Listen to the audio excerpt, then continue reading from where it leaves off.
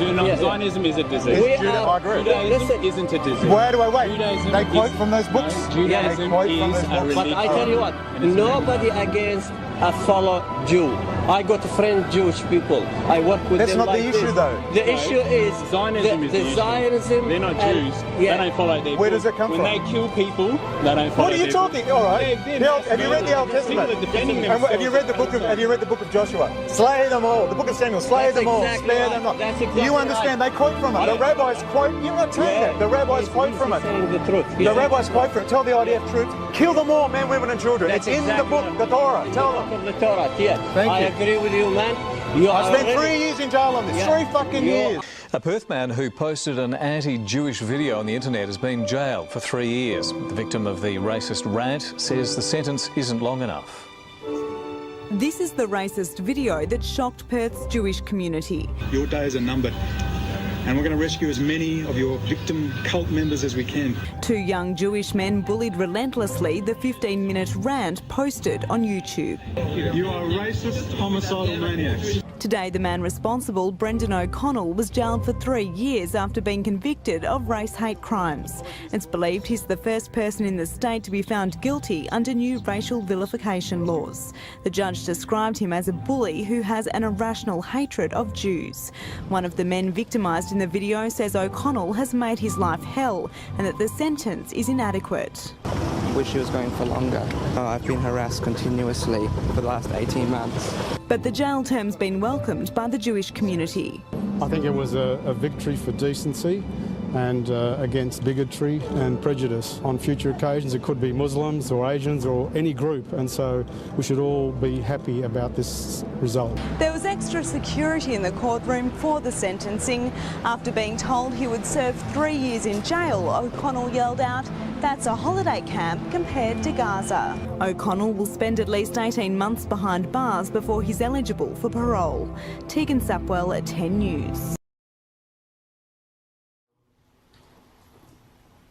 In recent years, since I began reporting in Israel 2010, you have a sharp rise in the level of incitement from top political officials and top religious officials, incitement to racism.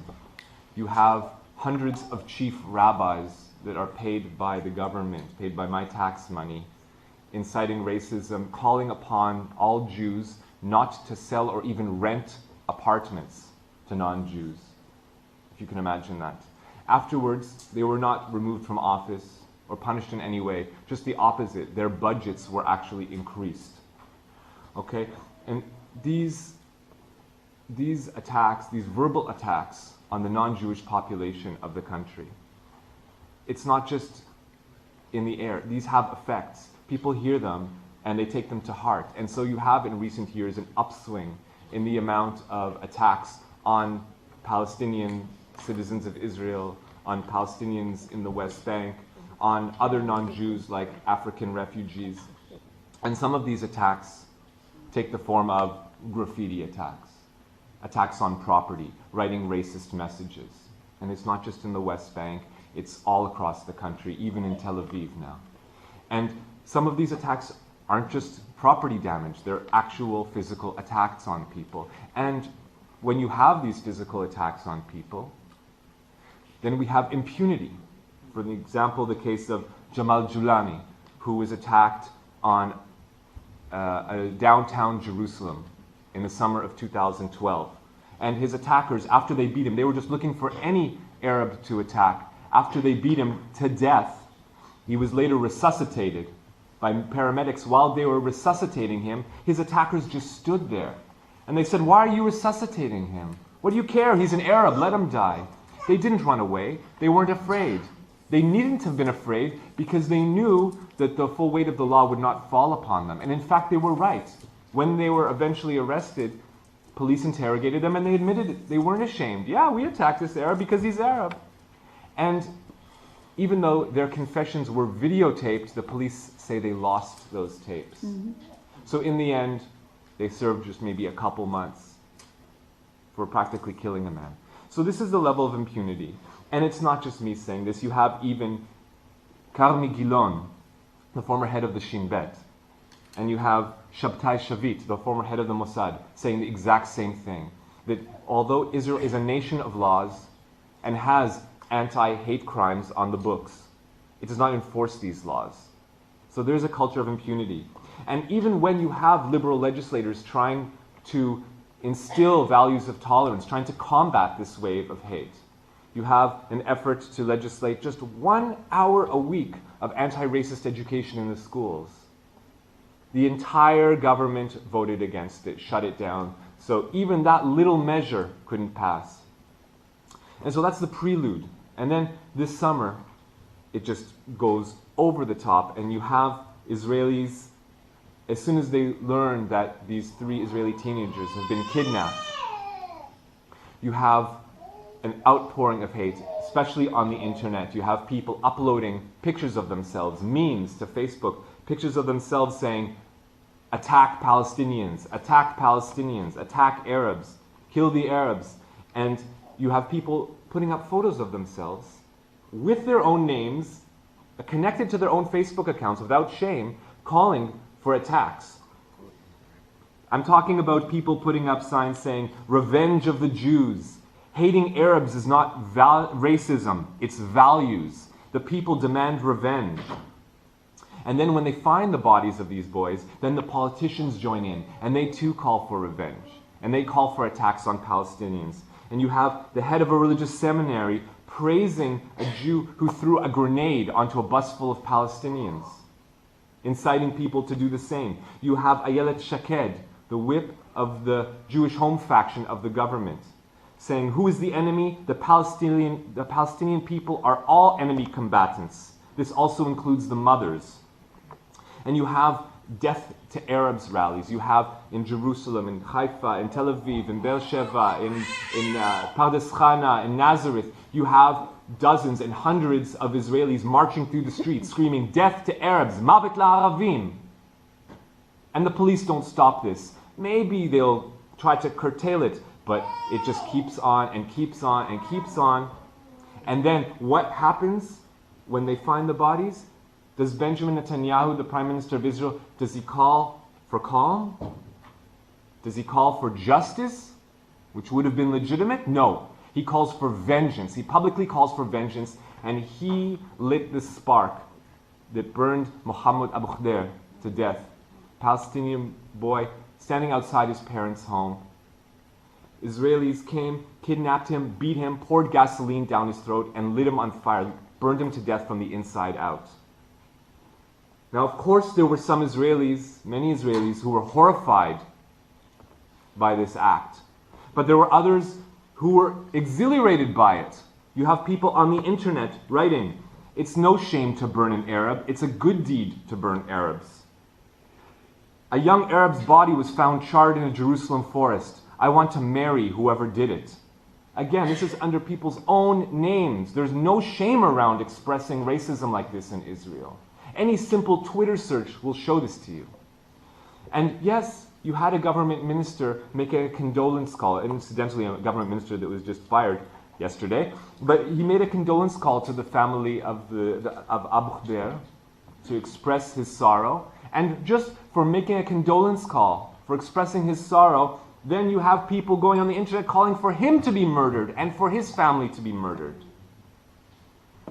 And so Netanyahu unleashes the hounds, releases the army onto West Bank and onto Gaza, and you saw what happened this summer. Max will speak about that. But while this is happening in Israel, you have chief rabbis, again paid by my tax money, calling this a holy war, a milchemet mitzvah, commanded by God. You have state-sponsored rabbis saying that the Israelis are allowed to take steps to exterminate the enemy. You have the deputy speaker of the Knesset, the head of the Jewish leadership faction of the ruling Likud party, Moshe Feiglin, saying that the civilian population of Gaza will be concentrated, and subsequently to their elimination, Gaza will become part of Israel and will be populated by Jews. Open calls for ethnic cleansing. No shame. From the highest levels of government. You have Naftali Bennett, the head of the Jewish Home Party of the government, the economics minister. I've killed many Arabs in my life and there's no problem with that, he says openly. And during the war, he says Hamas is conducting massive self-genocide. So he's attributing blame for the violence to Hamas, but he's calling it a genocide. When soldiers are preparing the mortars that they're going to launch onto Gaza, you have them writing messages on them. And some of them are so silly and sick, showing the lightness, the unbearable lightness with which people treat the carnage, writing, "This is for the cancellation of the Backstreet Boys concert, you scum." So that's the aggrieved people. They feel aggrieved. We lost these, boy band concerts. But there are other messages that are maybe even sicker when they have people writing, "I'm sending this mortar in your name. Everyone focus on, completely wipe out any vestige of Amalek." And when you hear that word Amalek, that's not meant for your ears. That's meant for the ears of other Israeli Jews who understand Hebrew and have a grounding in the Bible and the Torah. And that's a code word, that's a dog whistle. It means to genocide. To break out for 1 second, in the Bible, this people spoken about, the Amalek, whether they existed or didn't exist is a matter for archaeologists to debate. But the point is, according to the biblical narrative, these Amalek people are supposed to be so evil and so despised, according to the narrative, that Yahweh, God, instructs the Jewish people to genocide them, to kill every single one of them, men, women, children. And in fact, according to the biblical narrative, when there are kings of Israel who do not carry out a complete genocide, and they only kill the men and not the women, or the women and children, but not the cattle. They don't kill the cattle. And that's not enough. These prophets chastise these kings, saying, "You are not following God's wishes. You didn't fully genocide them." This is in the Bible. So, it's not just left as some, historical or mythological event. That would be bad enough, but it's trotted out every few years, and it's like a roving tag labeled, slapped onto any group of people that becomes the new rival, the new enemy of the Jewish people. So now the Palestinian people are being called Amalek. The Palestinian people these people are saying, when I say these people, I'm talking about top Israeli leaders, and I'm talking about average Israeli citizens as well, calling Palestinians Amalek, saying that they should be genocided. You have top academics recommended by the Israeli government, like Mordechai Kedar of Bar Ilan University, saying the only thing that deters a suicide bomber is if he knows that his sister will be raped. And this message isn't just up in the air as some kind of philosophy. During the conflict, there were Palestinian militants who were captured by Israeli soldiers, brought back to Israel, tortured, and they claimed that they were threatened that their moms and their sisters would be raped. You have Aryeh King, who is a city councilor of Jerusalem, at that time responsible for security in the city of Jerusalem. And what does he say? What does he tell a crowd of Jewish Israelis assembled in front of him? The Rebbe expects us to act like Phineas, to commit acts of Phineas. Again, another biblical reference, not meant for your ears, meant for other Israeli Jews who are religious and who abide by the rules of the Torah. When they say Phineas or Pinchas, they're talking about a story in the Bible, in the book of Numbers, a religious zealot who, upon learning that there were Israelites who had romantic relationships with non-Israelite women, he got so incensed by this Rassenschande that he took a spear and he pierced both of them. He murdered a couple, a man and a woman who were in the middle of coitus, in the middle of lovemaking, and he murdered them both because he was so incensed by this Rassenschande. And you have these Jewish Israeli leaders holding this religious zealot, this murderer, up as an example of how to act. Commit acts of Phineas. The Rebbe wants us to commit acts of Phineas. The next night, those Israeli Jews went out, kidnapped Muhammad Abu Khdeir, burnt him to death, and when the police caught them and they asked them why, they said, "We were inspired by the story of Phineas. It's because of that story that we went out and killed him." These words aren't just up in the air. They have effects, murderous effects. This summer, as an example, while the conflict was going on, There are people who break out of the boundaries that the government and the religious leaders want to put people in. Even though you can't get married in Israel unless you're of the same religion, because marriage is controlled by religious officials. Despite this, some people get past the state-sponsored efforts to separate them. And there was a couple that decided they want to spend their lives together. He is the son of Muslims, citizens of Israel, and she is the daughter of Jewish citizens of Israel. And they met and they fell in love, and they decided to spend their lives together. On the day they decided to celebrate their love, you had hundreds of Israeli Jews outside their wedding, protesting their wedding, screaming, "Death to Arabs, death to Arabs." And these people, this group, gets money from the government through their sister organization. They are state-sponsored. This is the group called Lehava. Okay? And sadly, this isn't a new phenomenon. It goes back decades, and it goes back even further. But you have this group Lehava organizing Death to Arabs rallies on the streets, organizing anti-miscegenation or anti-Rassenschande rallies across Israel whenever they learn of a wedding and so-called intermarriage. And at the wedding, when they were asked for comment, the spokesperson of the group told Ma'ariv newspaper, saying, "Hitler was right, but about the wrong nation. We are the chosen race."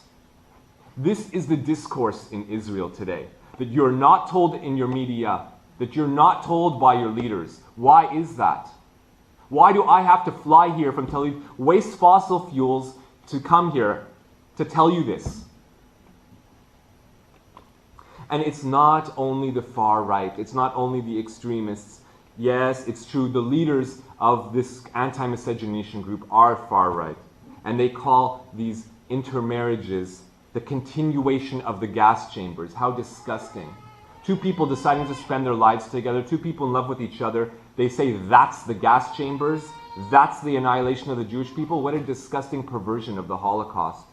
You even have a deputy minister in the government saying that intermarriages are a silent Holocaust.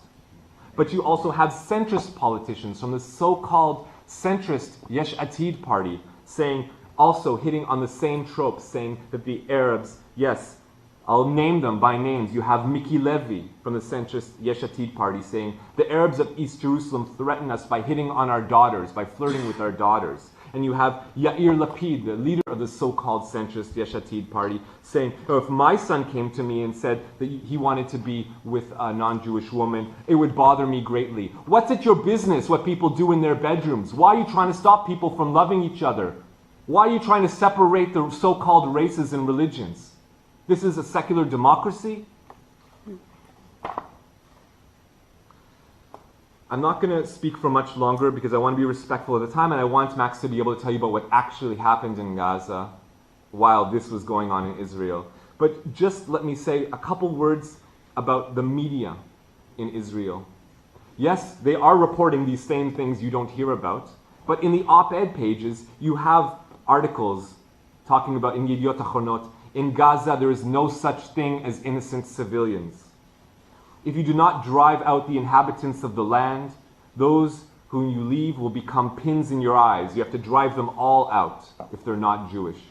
Return Gaza to the Stone Age in Israel Hayom. In the Jerusalem Post, solution requires the relocation of the Arab population and Israeli sovereignty. Calling Palestinians in op-eds subhuman creatures, hulking humanoid troglodytes, modern-day Morlocks, savages, the wild beast. And you have in the Times of Israel, published by Seth Klarman, you have an op-ed piece saying, when genocide is permissible. That was the title of the blog. Now, admittedly, there was such a furor over this that they immediately, within a few hours, removed that, saying the only way to achieve Israel's goal of sustaining quiet is through genocide. They did remove that. But they left an article that was published the exact same day that called for the exact same thing. Another article that said, go and utterly destroy the sinners, the Amalekites, fight against them until they are exterminated. That article was left up on the site because it used only coded language, so you wouldn't know that they were calling for genocide. This is openly published in the Israeli discourse. Where are you? Yes, there are journalists, like you mentioned, my former colleague Guidon Levy, who do speak up, who do question the official narrative of the government. And for that, he gets death threats. And even so-called liberal rabbis, like Gideon Sylvester, suggest that maybe he is a traitor, maybe he is a snitch, a moser. And traditionally, that means that he should be mutilated or murdered. Okay? So this is the discourse. Even anyone who's a dissident gets death threats. You have even the so-called Justice Minister of Israel, Tzipi Livni, saying on her Facebook, she saw a horrible poster. It says Free Palestine. I managed to tear part of the poster. She's on vacation. She sees a poster. She rips it down. She's giving a message to Israelis on the street. When those few Israelis are protesting against the war, she encourages people to attack them by talking about how she ripped down the poster. Now the message is, you should rip down their posters. And that's exactly what happened. When those few Jewish Israelis who had the courage to protest against the war, and not only Jewish Israelis, of course Palestinian citizens of Israel were also protesting, and they got arrested, over 1,000 of them, just for protesting against the war. And when you have these people protesting, you have fascist gangs in the streets, beating them, taking chairs, smashing them over the heads, police standing by doing nothing about it. You have even the deputy mayor of Haifa going to a protest, an anti-war protest, and you have fascist gangs coming up and beating him, and he says that the police were there and they saw it and they did nothing. This is the deputy mayor of Haifa. This is the discourse in Israel today. And this is how the few people who reject the discourse are treated. Polls conducted showed that 95% of the Jewish Israeli population of Israel said that the operation was justified. Only 3% of Jewish Israelis felt that excessive firepower was used. And what about the next generation? What about the youth? The education minister tells students at the end of the war, the lesson from the war is to be Jewish fighters. You have the head of the largest Jewish religious youth group in the world, the head of Bnei Akiva, Noam Pearl, writing, turn the army into an army of avengers. Don't just kill 300 Palestinians, but scalp their penises and bring back their foreskins as war trophies. He kept his job. He's still the head of Bnei Akiva. And he's affiliated with the Jewish Home Party in the government. Now, what about the ruling Likud party and their affiliated youth group, Beitar? Well, this year, do you know how they celebrated Holocaust Remembrance Day? Yom HaShoah? How they remembered the Holocaust? When they should have been remembering never again a genocide, what did they do? They protested at the German embassy in Tel Aviv and said, remember what Amalek did to you. We will build a Jewish state that has no need for European morality. On the day that we should be saying never again to a genocide, he's calling for a genocide. Remember what Amalek did to you. That's y'all. Now the Germans are Amalek, and now the Germans deserve to be genocided. This is the leader of the official youth group affiliated with the ruling party in Israel, with the Likud party. Why don't you know about this? But no one will talk about Judaism as the foundation for Zionism. Their books, their own books. That's right, exactly. No, he's right. He's Telling right. you. Look, Israel Shamir, one of the biggest Israeli activists in the world, he has standing ovations at London universities. You know what he says? Israel Shamir? Palestine is not the ultimate goal of the Jews. No. The world is.